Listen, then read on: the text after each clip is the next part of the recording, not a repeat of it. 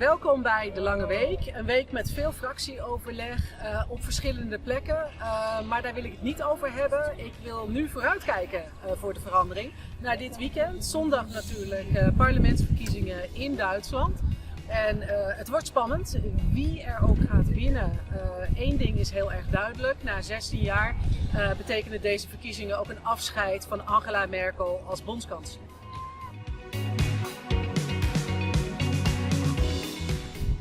Ja, Angela Merkel, voor sommige jonge Duitsers is zij de enige bondskanselier die ze ooit gekend hebben. Wij gaan haar in Europa ongetwijfeld missen, omdat zij op veel momenten toch de stabiele drijvende kracht achter Europese samenwerking was. Ze was de stabiele hand. In 3 crisissen zou je kunnen zeggen. De eurocrisis, de vluchtelingencrisis en nu de coronacrisis, waar Duitsland al heel snel zei: het is ook in ons belang om de economische heropbouw, na die enorme klap die corona ook voor de economie heeft betekend, om die gezamenlijk in de hand te nemen. Het is ook in Duits belang dat Noord-Italië weer gaat draaien, dat Madrid en Barcelona weer gaan draaien. Daarmee schaden zij zich achter het Europese corona-herstelfonds dat er uiteindelijk ook kwam en waar nu hard aan gewerkt wordt dat die gelden ook op de juiste manier worden uitgegeven.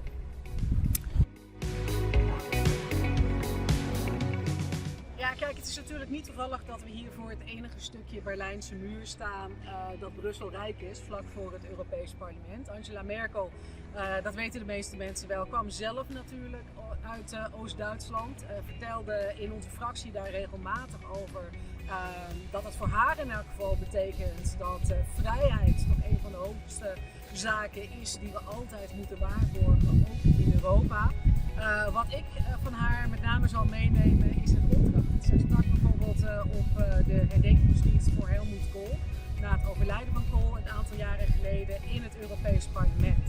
En ze zei toen van ja, eigenlijk moet Europa zich juist nu bewijzen. Juist nu die Tweede Wereldoorlog, waar ze toen over sprak, al zo lang voorbij is. En de laatste moedige getuigen, zoals zij ze noemde, dus de mensen die zelf nog die oorlog hadden meegemaakt, die zelf ook nog konden onderstrepen dat Europa natuurlijk Europese economische samenwerking is, maar vooral ook een vredesproject. Nu die mensen er langzaam niet meer zijn, zal de volgende generatie die fakkel moeten overnemen en moeten zeggen dat het toch altijd beter is in Europa om een compromis te vinden aan de onderhandelingstafel dan weer hard op hard tegen elkaar in te gaan. Maak ik me soms wel eens zorgen over als ik zie in de Raad van Ministers hoe weinig bereidheid er is tot compromis. Het compromis is geen kwestie van merkelen, zoals de Duitser het noemt. Lang nadenken en dan pas een besluit nemen. Nee, een goed compromis is ook een uitdrukking van respect en misschien ook wel empathie naar anderen toe. Dus laten we het compromis niet verguizen, maar in Europa er altijd naar blijven zoeken. Dat is mijn opdracht van Merkel, die ik ook meeneem voor mijn werk.